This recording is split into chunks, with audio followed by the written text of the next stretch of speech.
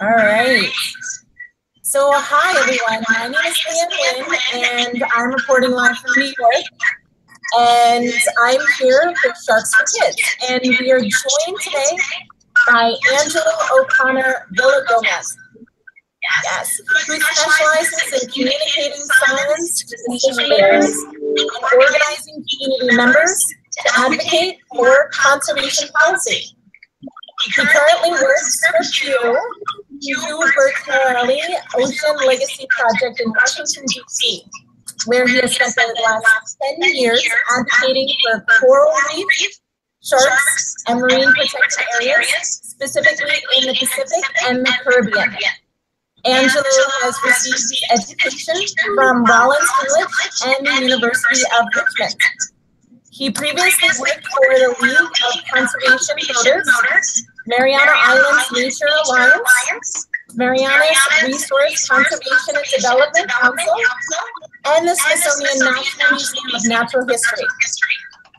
He received the Distinguished Service Award from the Society of Conservation Biology in 2017 for his outstanding contributions to biodiversity protection. And it must not be not said, but he is also an avid scuba diver, long Red Sox fan, and a mediocre ukulele player. So I would like to welcome all of our classes today. So we have Ms. Gonzalez from Texas with her kindergarten class, Ken from New York with second graders, Ms. Ladd from North Carolina with second and third graders, from Illinois with students from 3 through 5. Correct, thank you. Johnson's high school class from Myrtle Beach, South Carolina. We have Ms. Guest's class from Michigan for 9th grade. We also have Ms. Guest's class from California, 7th and 8th year-olds. And last but not least, we have Ms. Webb's class from Georgia, and they are 2nd grade. So again, please go ahead and turn your microphones to mute so we can cut down all the feedback. I will turn my microphone and my camera off, and I will let it go away with Angelo. Thank you very much. Hey everybody. I think some of the feedback might be my fault, coming from my computer. We'll see. Is it disappearing? We'll see. My headphones don't work, so I'm going to see if somebody can bring me a pair real quick if it gets better. Oh, Janice is saying it's better. So again, thank you so much, Sharks4Kids, for inviting me here to talk to you today. I see I talked to you a little bit, some of the classes before we started. We've got quite a range of ages. We've got from kindergarten all the way up to 10th, 11th, and 12th grade. So I'm going to try to have something in here for everybody, and maybe even something for the teachers. So my name is Angelo, and I work for an organization called the Pew Charitable Trusts, and I work on their Pew Bertarelli Ocean Legacy Program. And what we try to do is create national parks in the sea. So these are large ocean areas where there's no fishing and there's no deep sea mining, and where all of the animals are protected. The birds, the whales, the dolphins, and the tuna, and everything else. So I have prepared a presentation with some pictures. I'm going to go ahead and switch over to my PowerPoint presentation. And my talk is going to be broken up into 2 parts. First, I'm going to talk about some of the animals that live in the ocean.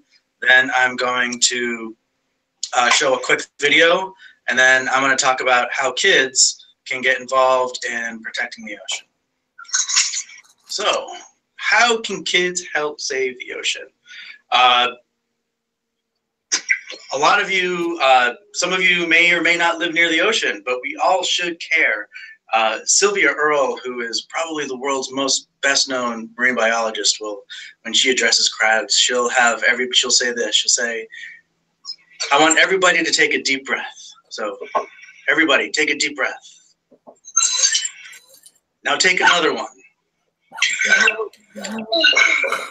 I can hear some people coughing in the background. Don't hold your breath. Just take a breath. Every second breath, all of that oxygen comes from the ocean. So the ocean is incredibly important.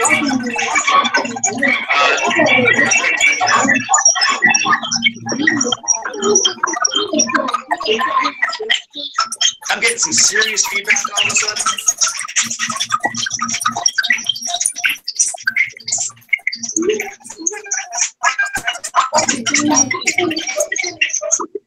Hey, it went away.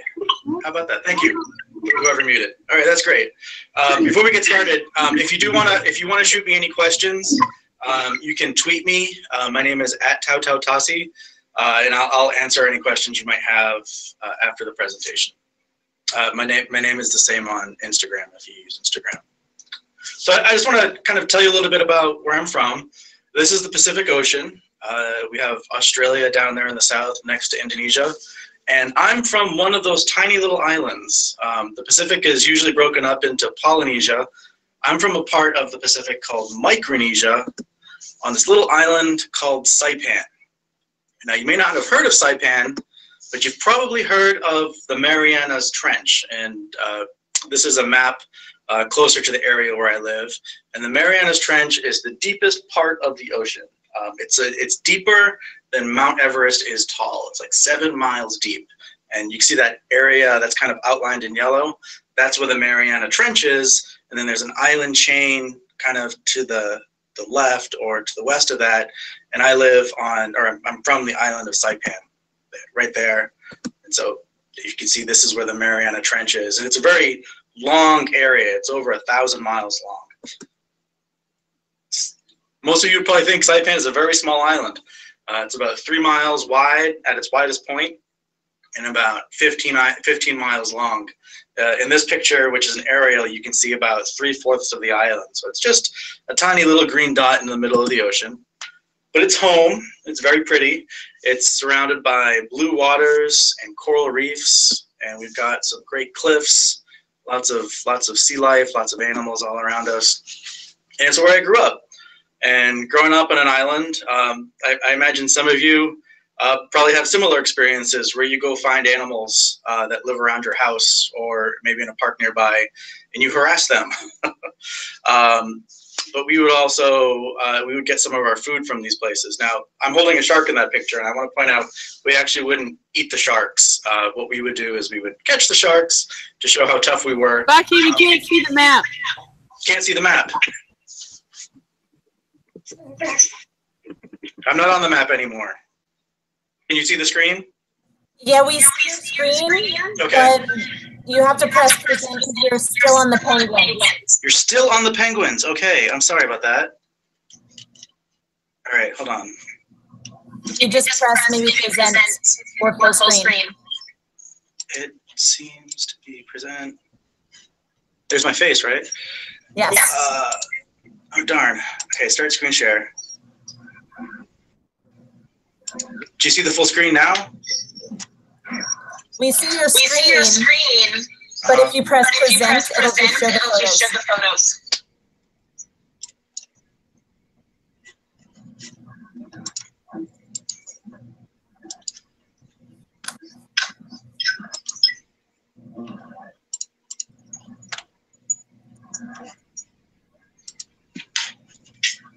You can see the penguins there, right? Yeah. Now you can see where it says Twitter? Yes. So I'm trying to, did it change to a map? No. Fantastic, all right. There you go. All right, I'll do this the way I wouldn't want to do it, but okay. All right, I'll just do it this way. All right, if you want to follow me on Twitter, here's my Twitter handle, TauTauTasi. I'll go through that last bit real quick.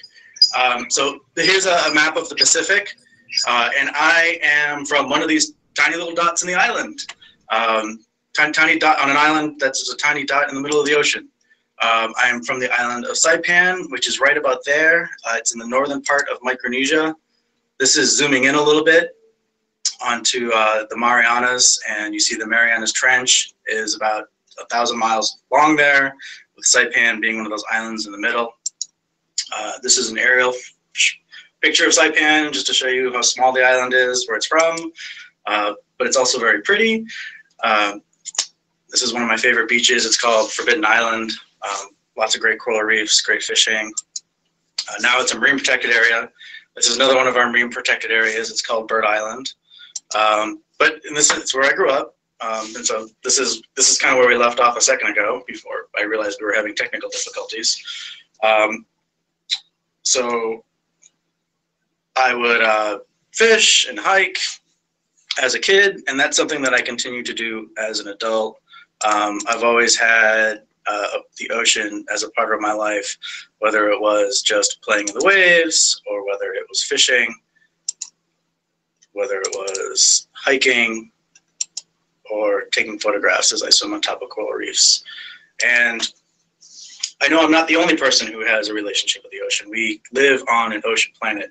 If you were to take all of the land on our planet and push it to one side, it would look like this, because nearly 3/4 of our planet is covered by water. And there are some amazing creatures that live in this water. And some of them are very large, very, very charismatic. This is a humpback whale that was photographed off the coast of Saipan. Most whales are either near threatened or vulnerable to extinction. But we realized about 40, 50 years ago that we were starting to lose whales, and we protected them, and lots of species are coming back. There are also many species of dolphins and porpoises in the ocean. Other types of marine mammals. This is a monk seal in the northwest Hawaiian Islands. And these are, I believe, are critically endangered. There's maybe just over 1,000 of these left in the world.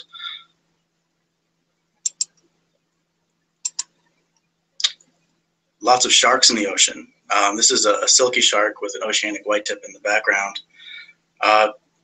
Sharks are one of the most threatened species of animals on the planet. We kill about 100 million sharks a year, and about 25% of all shark species are threatened with extinction. There are, of course, these open ocean sharks, but there are also lots of like cute baby smaller sharks, like this white tip reef shark that lives on a coral reef in Fiji. Similar to sharks in the family are manta rays, and you can call them sort of like they're pancake sharks or flat sharks, and they're in the shark family, but they have these long fins. And mantas are some of the biggest fish in the ocean. I think they're the second or third largest fish. I think they have the largest brain of any fish on the planet. Other beautiful charismatic animals are turtles. This is the largest turtle in the ocean. It's a leatherback. These guys get to be about as big as Volkswagens, but they start off just as tiny little babies, little 2 or 3 inch long baby turtles that leave the beach, and then they'll only come back. The males will never come back to the beach, to the land, but the females will come back when they lay their eggs. This is a turtle that I see a lot around Saipan. It's a green sea turtle. They're also threatened with extinction. And it's not just the animals that are living in the water. It's also animals that live on the water, like lots of seabirds. This is a Laysan Albatross. There have been, I think we've lost about 50% of all the world's seabirds in the last 50 years. Now, if you go into the deep water, you'll find ecosystems that don't look like anything on land that you normally see. These ecosystems look like places from other planets. And all of the life that we see on land is powered with sunlight, either through algae that is the basis of the food chain in the shallow water, or with grass and trees with chlorophyll, and that's what the herbivores eat, and then other things eat the herbivores.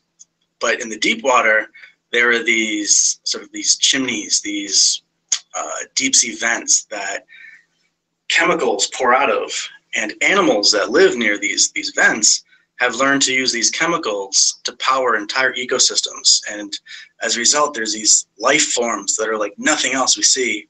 If you look really closely on this picture, you can see sort of all types of crabs and tube worms living right next to where all this hot water is coming out laden with chemicals. That black smoke, it's actually not smoke, it's chemical laden water.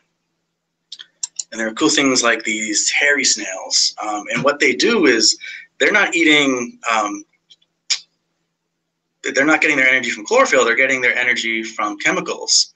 And there's this bacteria that uses those chemicals to create energy, and then these snails are eating those bacteria to stay alive. And there's lots of other really cool invertebrate species.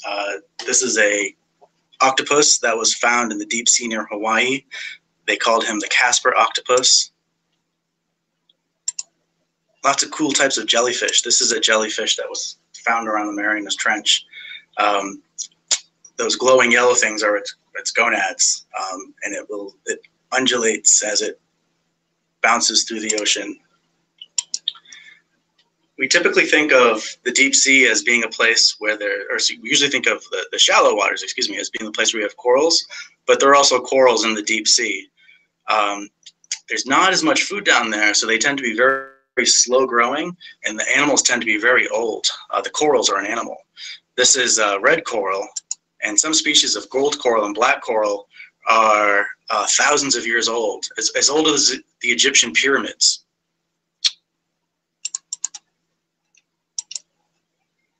And there are also fish living down in the deep sea. The Mariana Trench is actually the home to the deepest living fish ever caught. And it was actually discovered just a couple months ago. It was a fish similar to this, a ghost fish.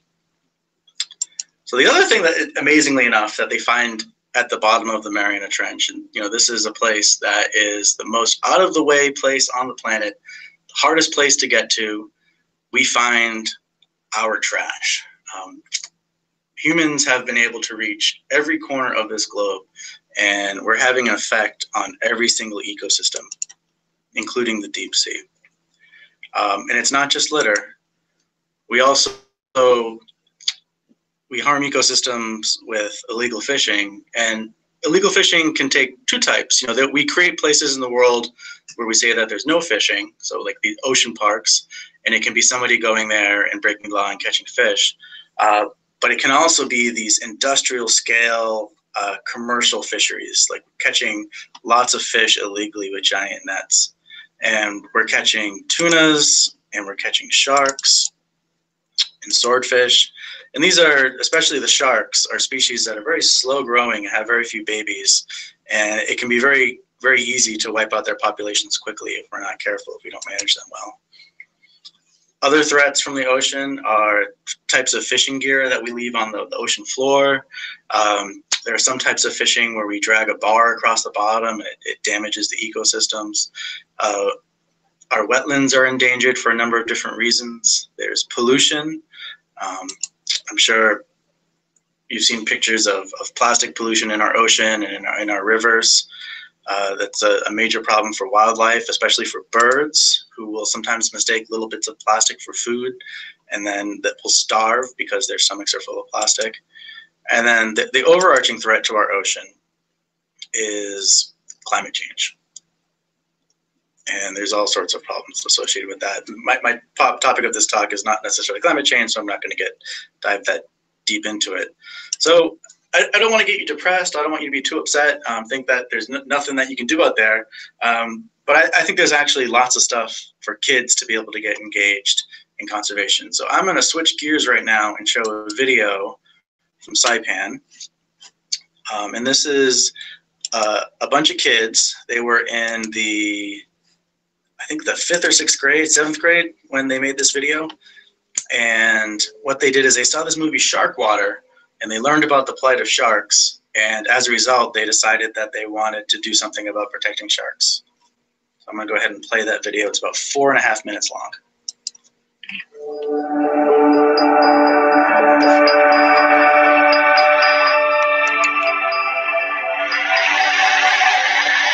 I'm in Saipan in the Mariana Islands, all because the 6th grade class saw shark water, realized a change needed to be made in the world, and did something about it. Every year, an estimated 30 to 70 million sharks are killed to support a growing worldwide trade in fins and other products. Shark populations have dropped 90%, mostly for shark fin soup in Asia. I showed them the documentary, and it moved them, and they got really interested, and that's how it all started. Our hearts were like sunken because the sharks are being killed for just their fins, and then they just throw the rest of their body in the water. So they said, well, why don't we write a letter to the director? when somebody who's already done these documentaries and somebody has studied that for so long. Mr. Ross Stewart comes around and says, it's true, your teacher's not lying, and I think that helped.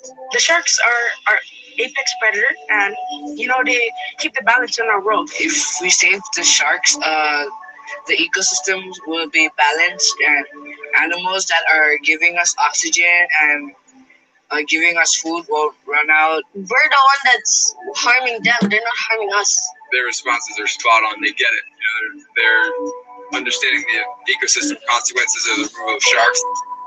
So far, me and my classmates split into committees, some doing awareness talks, surveys, calling restaurants. We have a big portion of Chinese restaurants out here. Part of their project was to go around and see which restaurants actually sold shark fins to. They also knew that there wasn't a law against shark finning here in the CNMI. They're like killing sharks for their fins and just to get money. This bill will effectively put a stop to that. The House passed it. Then it went up to the Senate, and then it was headed to the governor's desk. They also wrote to the governor, and they wanted the governor to hear their voices. Dear Governor Castro, my name is Jose Castro. I am a 6th grade student of San Elementary School. I am writing this letter because the sharks are almost extinct. I hope you sign a bill to ban shark finning. It was the kids who raised concerns, and so people listened. Thank you very much for letting me be part of such a momentous occasion. It's not very often where you have a lot of people excitedly holding their breath, waiting for that bill to be signed. The 6th graders recognized. We were witnesses to history today. Kathy, my officer's class was just key in pushing this legislation, not just through the legislature, but in convincing the governor to sign this bill into law. Saipan is now officially the 2nd place in the world to entirely ban shark fins. The 6th grade class pushed them with everything they could. The world will never be the same because of this.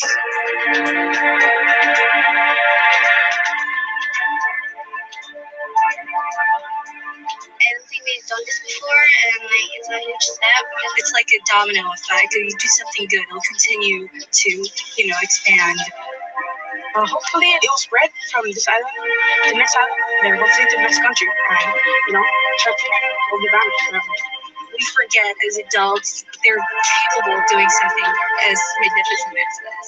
It's a very good job the folks have done. I'm very proud of them.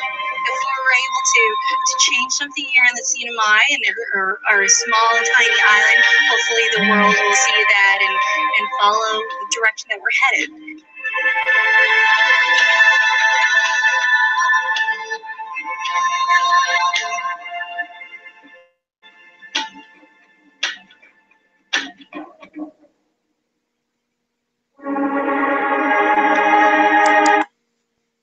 All right, how about that? Cool. If you wanna watch that video or find it again, it's on YouTube. It's called Shark Water Saipan.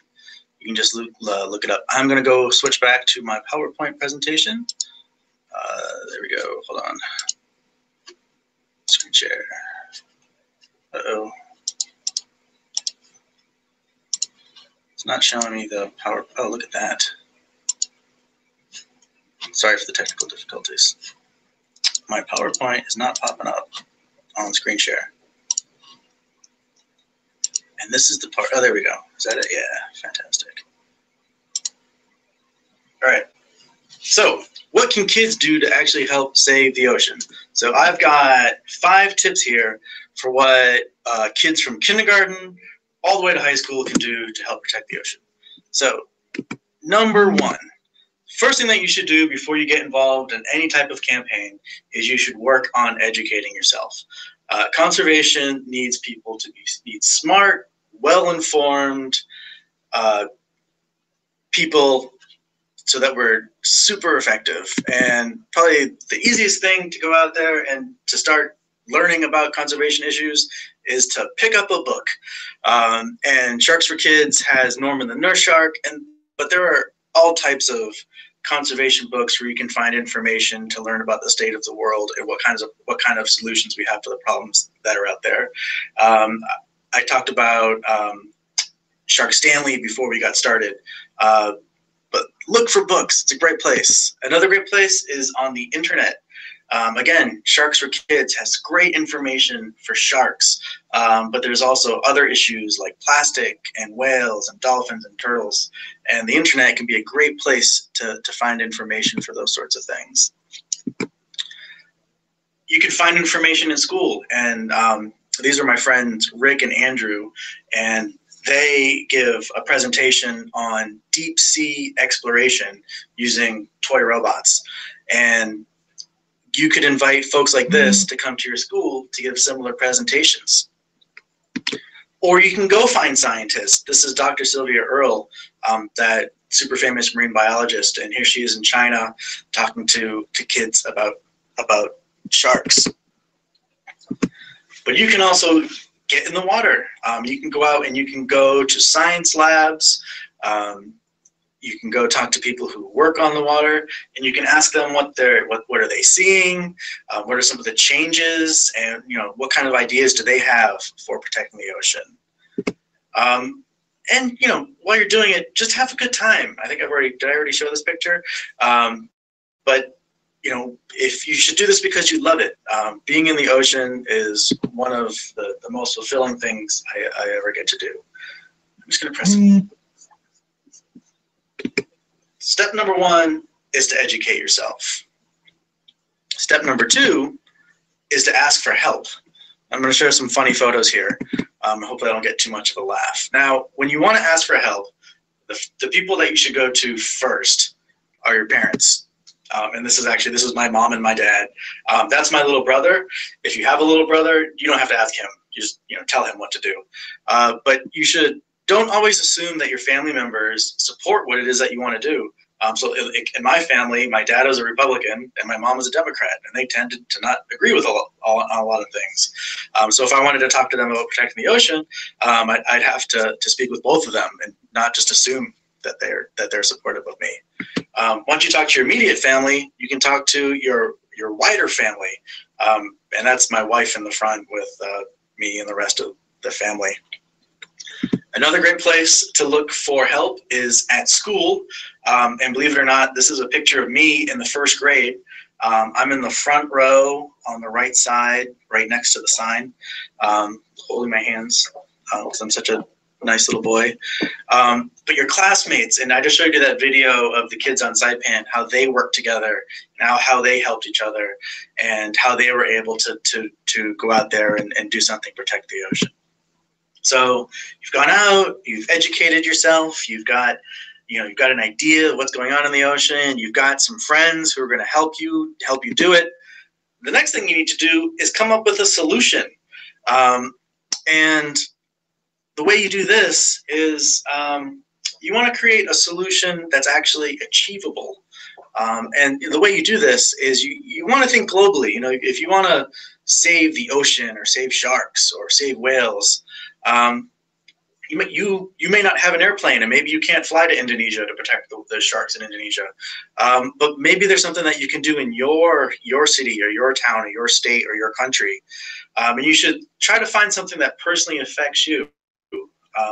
Find an issue that really speaks to you and your family and your friends, and makes you a better advocate.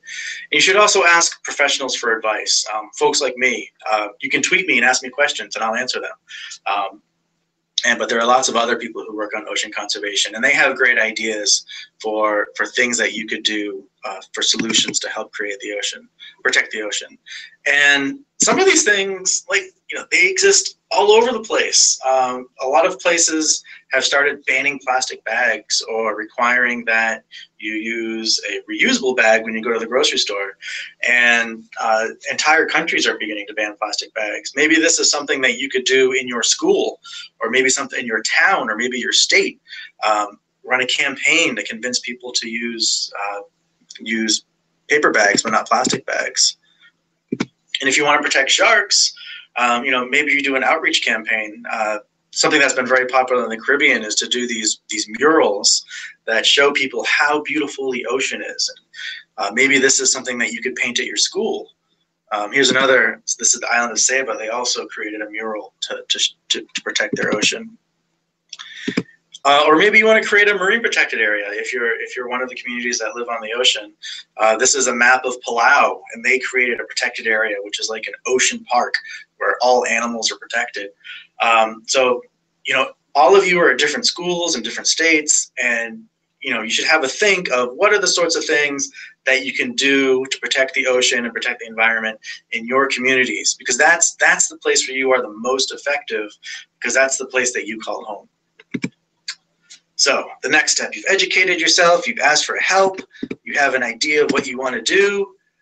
The next step is to contact your leaders. Now, there's a number of different ways to get engaged with this. So all the time, governments are making environmental decisions, and they're hosting public hearings, there's comment periods, and your teachers can maybe point you in the direction of some of those decisions that are taking place in your community. But these are some kids who wanted to protect the Marianas Trench, so they went out and they got signatures on a petition, and here they are delivering it to the park ranger at the national park, showing that they all want to protect the ocean. These are students who went to a public hearing. The legislature was hosting a meeting to hear testimony from the community on what they thought about protecting sharks. And the kids in this town were so pumped up that they filled up the entire hearing room so that only the supporters of protecting sharks could fit in. And there were 4 guys who showed up who were opposed to protecting sharks, but by the time they got to the meeting, there actually wasn't any room in them for the meeting, and they had to wait outside for their turn to speak. You can go directly to your leaders. You can go directly to your governor, directly to your mayor, directly to your congressman, your senator, and you can talk to them about sharks. These are some kids having a meeting with their elected officials, and you can do the same exact thing. But what you should get used to doing is a lot of talking.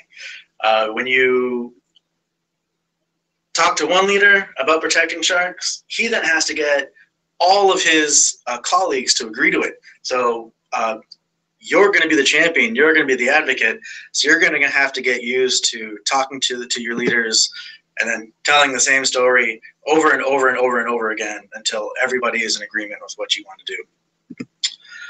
Now, whatever it is that you want to do, if for those of you that are living in the United States, there's actually nothing stopping you from reaching out to the President of the United States. You can go to the most powerful person in the world and ask him to care about your issue, whether it's sharks or whales or plastic.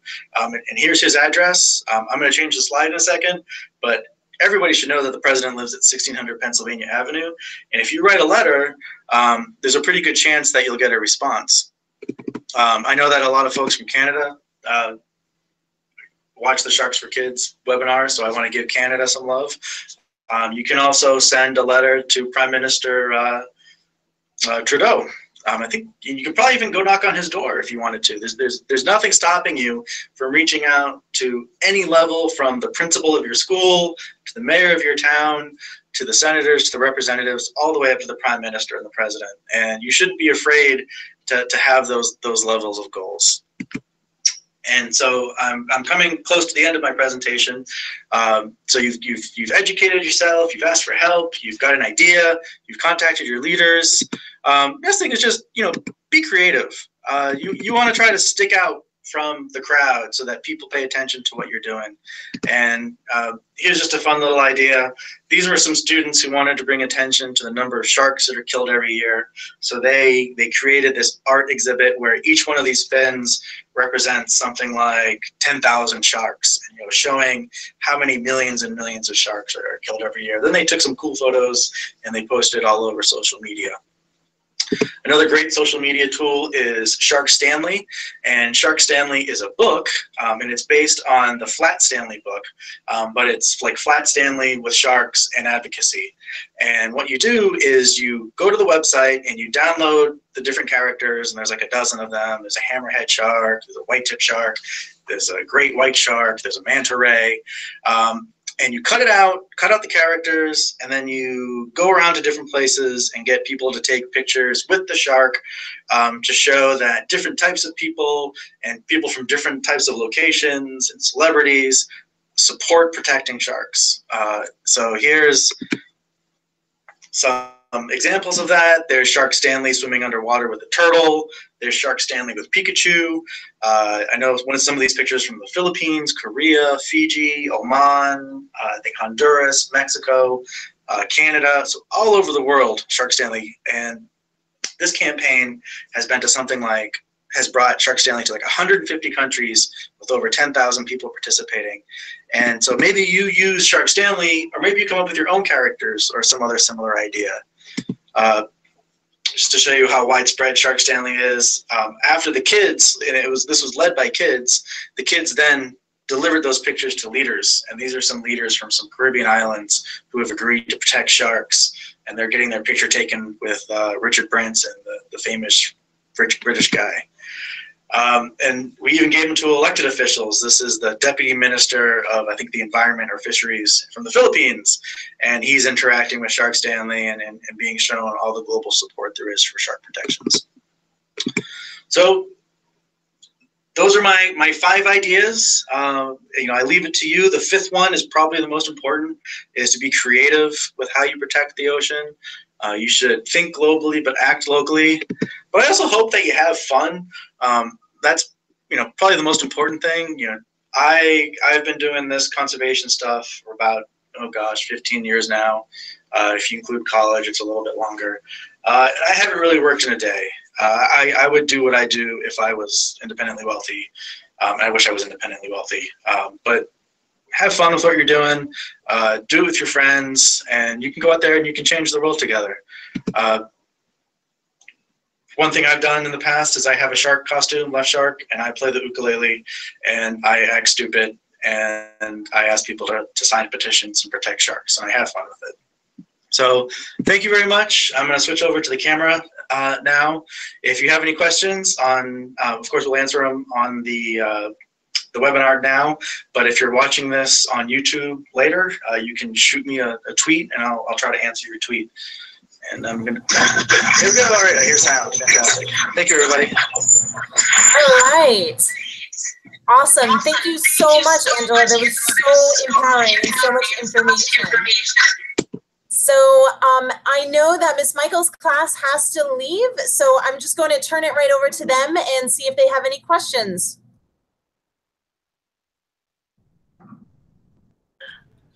Can you hear us? Yes. Wonderful. Okay, here we go. Thank you for taking us. What inspired you to do this? Did you get his question? Hello? Oh. I'm unmuted now. You can hear me? Yes. All right. So the question was, what inspired me to do this? And I knew from a very young age that I wanted to be a scientist. And when I went to college, and I hope you all go to college, I went to college so that I could be a scientist. And I thought I was going to be a biologist. But when I was a senior in college, I took a class called Conservation of Tropical Ecosystems. And I thought that I could go study the rainforest my entire life. But in this class, I learned that somebody could buy that rainforest, chop it down to make wood or paper, and my life's work studying the rainforest would be lost. So it was at that time that I decided that I didn't necessarily want to do science, that I found the human aspect of the environment more intriguing. So sort of ever since I was about 21 years old, I wanted to protect the environment, not just study it. Interesting. Awesome. Do you have another question? Do you have to go? Does anybody have a question? I think we're good for right now. Thanks, guys. Thank you so much. Right. Thank you so much. So, hold on one moment. There we go. All right, so what I'm going to do is go from class to class and see if we have any questions. If you do have to take off really quickly, go ahead and make sure that you input that into the chat room. So we're going to start with Miss Johnson's class from Myrtle Beach. Okay, and I think we should start to close down probably, yes? Yeah, and I think you should mute your microphone. But we're going to exit. All right, so Miss Johnson's class, if you have any questions? You can come on up and go ahead and ask. Can you hear me? Yep. Okay. I had a student that wanted to know the connections with sharks and what would happen as their numbers decline. Why is it so important to protect sharks?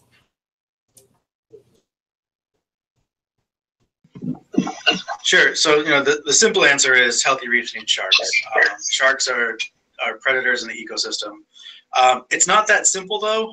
One thing to consider is that there's over 500 species of sharks, and that we find new shark species all the time. Like every 3 to 4 weeks or 2 to 3 weeks, a new species of shark is discovered. But they have been shown to be critical to the ecosystem, and the most healthy ecosystems in the world, and these are places in the Pacific that are out in the middle of nowhere where there's no inhabitants, places like the Line Islands, places like the Northwest Hawaiian Islands. They're predator-heavy ecosystems, and they're the most intact, healthy ecosystems that we have, and sharks clearly play an important role in that ocean health.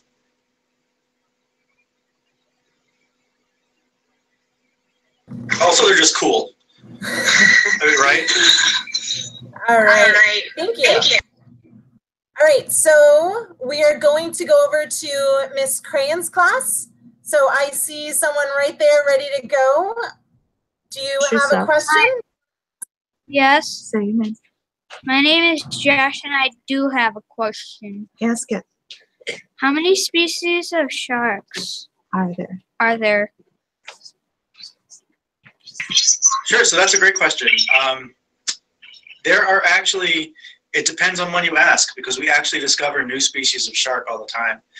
Every 2 to 3 weeks, a new species of shark is discovered. So I don't have the exact number off the top of my head, but it's about somewhere between 500 and 600 today. But there's also shark relatives like rays and skates, and there's about 1,200 shark relatives. So a lot. How many shark species can you name?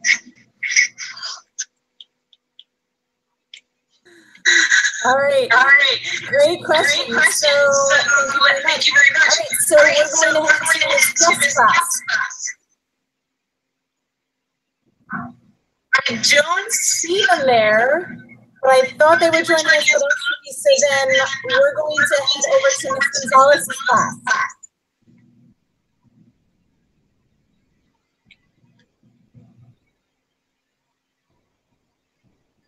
Thanks. Say hi.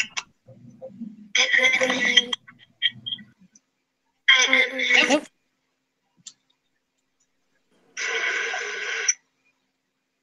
We lost it.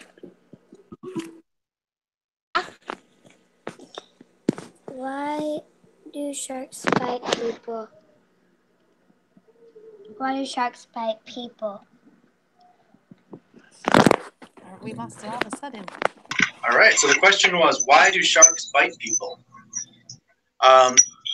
It's probably, I've got a little bit of feedback, probably because you have to press mute. Sorry. Got it? All right, fantastic. So the question was, why do sharks bite people? And it's probably very similar to why do dogs bite people? Most dogs are actually pretty nice. They're lovely. But every once in a while, you hear about a dog that will maybe get angry or will bite somebody on accident. Shark bites are extremely rare. There's 7 billion people that live on the planet, but maybe only about 100 people are bitten by a shark each year. Usually less than 5 are actually killed. So it's tragic when it happens, but it's very, very rare. And there might be a number of different types of reasons. Sometimes the shark might bite you on accident. There are species of shark that will sit, or shark-like species that will sit on the bottom of the ocean, and somebody might step on it, and if the shark sort of reacts and bites you, people count that as a shark attack. Other times, you look like something good to eat. Most times when that happens, the shark may bite you, but the shark will then spit you out, because humans aren't something that sharks typically like to eat. And the way we know that is because very few people actually are eaten by sharks. People may be bitten by sharks, but But the shark will, after one bite, will usually stop and then will swim away to try to find the food that they prefer. Thank you. All right, so then we are going to go over to Miss Blair's class.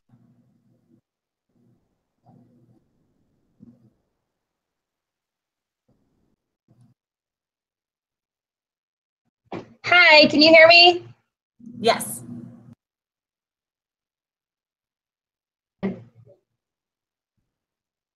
I think yes.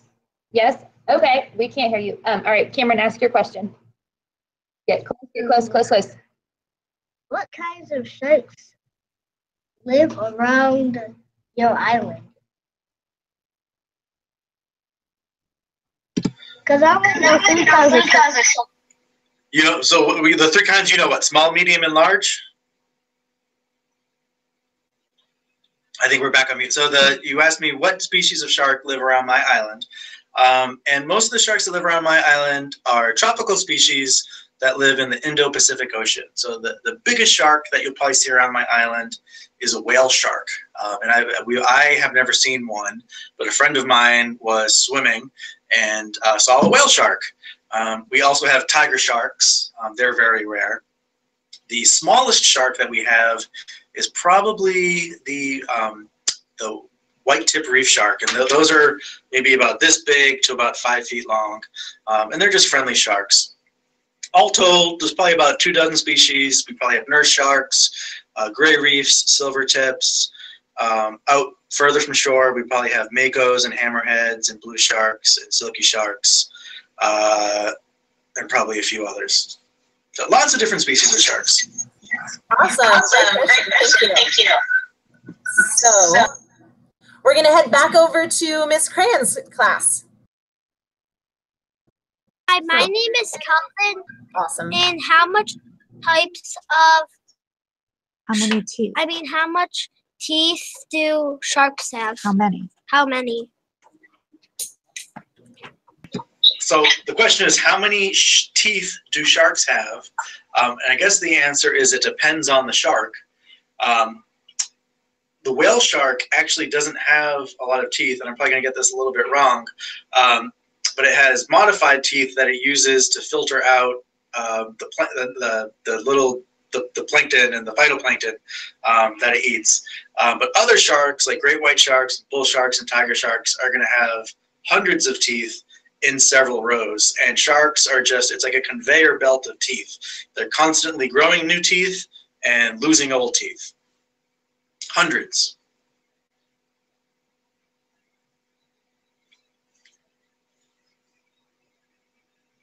We have another question? You're muted. Sorry.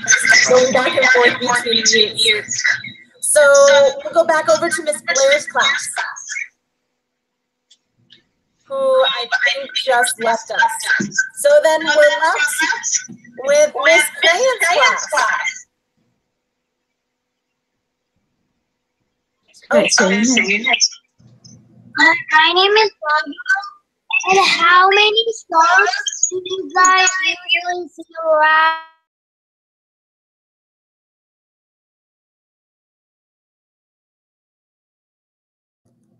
I think we just left them. Oh, okay. They're back.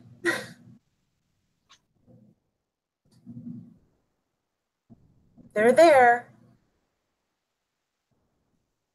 Okay, go ahead. How many sharks do you guys usually see around your island? Number of sharks, right? Yeah. Mm-hmm. You're still on mute.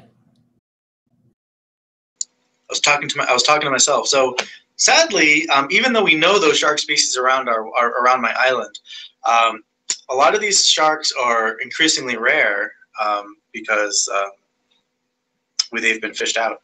So believe it or not, most times when I go swimming, I don't see any sharks. I might only see a shark once a week or once a month, and usually it's 1, maybe 2 sharks. So if you see a shark, you're actually very special. And if you live in a place that still has lots of sharks, you're also special. Awesome. Great question. So it's your class is the only one left, so go ahead. If you have other questions, bring them on up. Your name first. Hi, my name is Richie. And What's the biggest shark? and how big are sharks' teeth?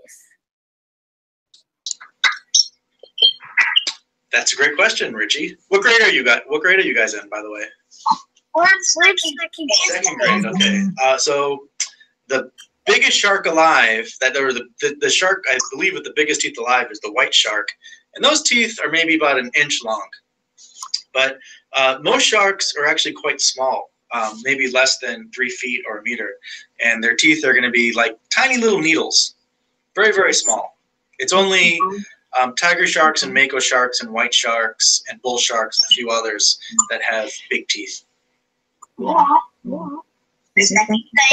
Thanks, buddy. We have a question. Sure.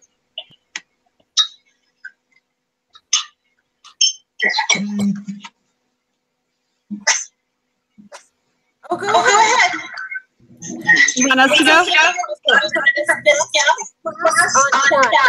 But Miss Craig, go ahead and ask. Okay. So go ahead. My name is Nick, and how many bones do sharks have?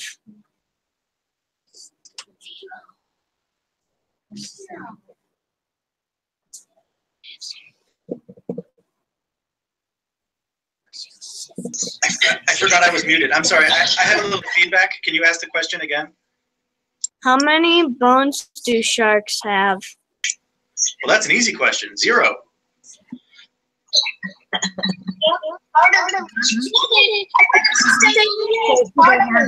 They don't have any bones. They are made out of cartilage.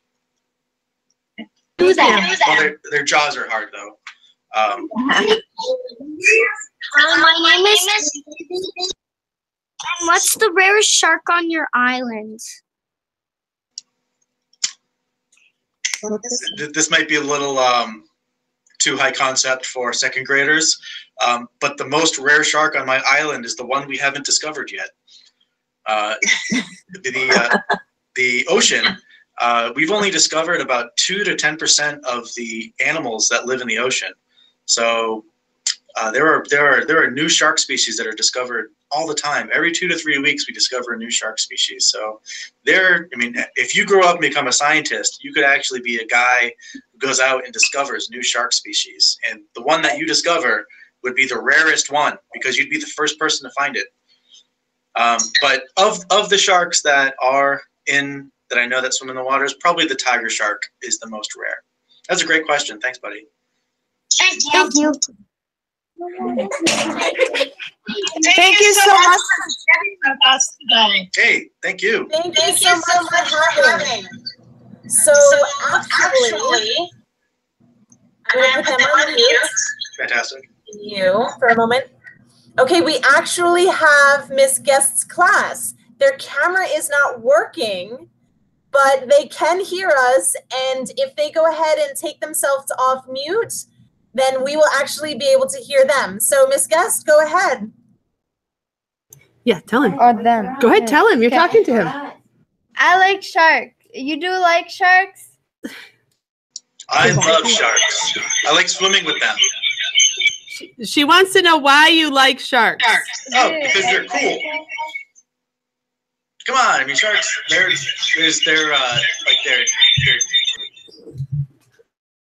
the feedback is terrible.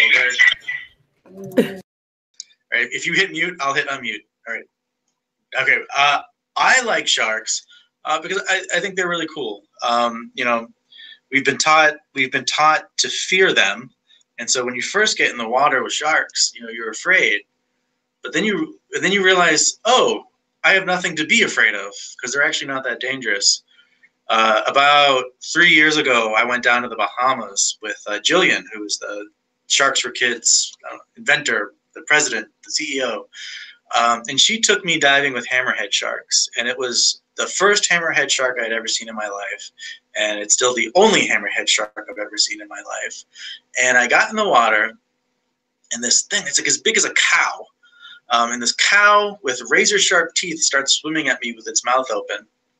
and it got within inches of me, and it was just checking me out, and it just swam in the other direction. So they're cool, amazing creatures, and they're diverse. They're big and they're small, and they have funny heads, and they have different types of teeth, and they live in different places.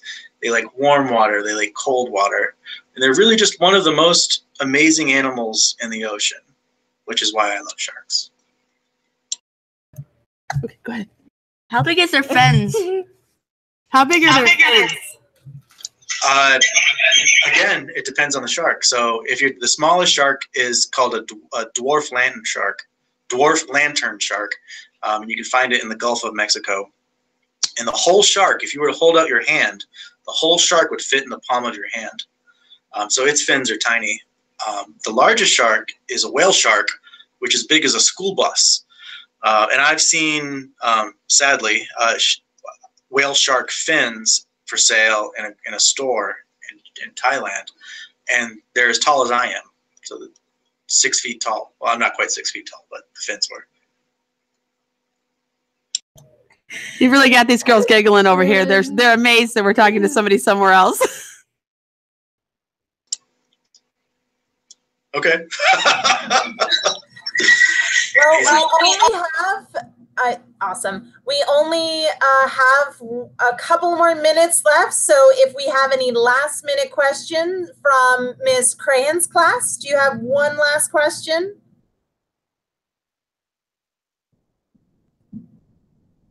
How big is the biggest shark? The biggest shark is a whale shark, and it's as big as a school bus. I mean, like, how many cars would be to fit in the whale shark? We'll say 3. It's like 3 cars long. All right. Well, thank you so much for everyone who joined us today, everyone who unfortunately had to take off, everyone that joined us in the Google Hangout, and everyone who is watching live. Thank you so much, Angelo, for sharing all of your information, inspiring all of our youth. A big shout out again to Jillian, the founder of Sharks4Kids. And if you ever want a lesson, go ahead and get in contact with us here at Sharks4Kids, and stay tuned for our next Google Hangout next month. Thank you so much and have a good day. Have a fantastic day. Bye.